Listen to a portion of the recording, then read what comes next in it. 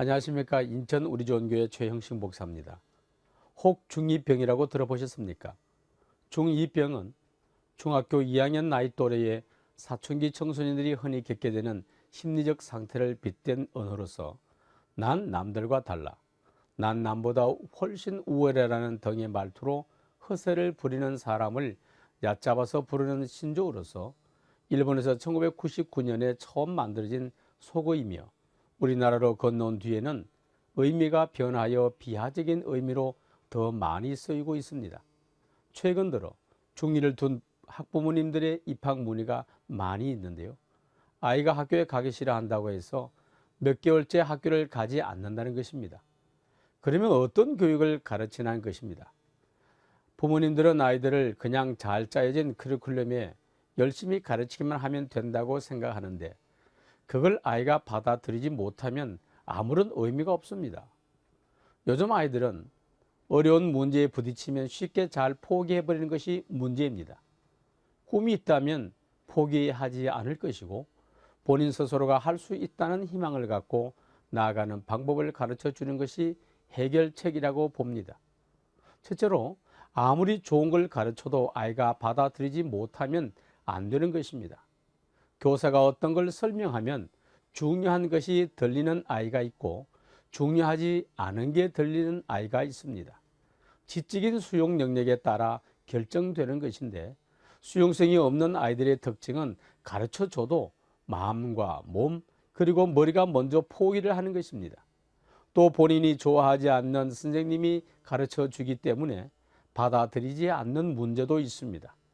두 번째로 교육에서 가장 중요한 것은 어떻게 자신을 변화시킬 수 있느냐 하는 것인데 공부를 잘 가르쳐 준다고 해서 모두 공부를 잘 할 수 있는 것이 아니라 받아들일 수 있는 능력을 바꿔줘야만 교육의 열매를 근본적으로 만들어낼 수 있다고 봅니다.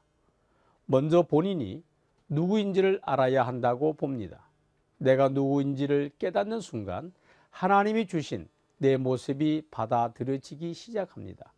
하나님께서 우주 천지를 만드시고 사람을 만드신 후 보시기에 심히 좋았더라고 극찬하신 바로 그가 나라고 하는 것을 알아야 하며 내가 무엇을 향해 살아가고 있는지 또 무엇을 해야 하는지를 찾아야 합니다. 그래서 먼저 인생 설계도를 만드는 것입니다. 내가 할 수 있는 것부터 찾고 잘하는 것과 잘 못하는 것을 구분하고 할 수 있는 것과 할 수 없는 것을 구분하고 앞으로 할 수 있는 것과 하지 못하는 것을 찾습니다.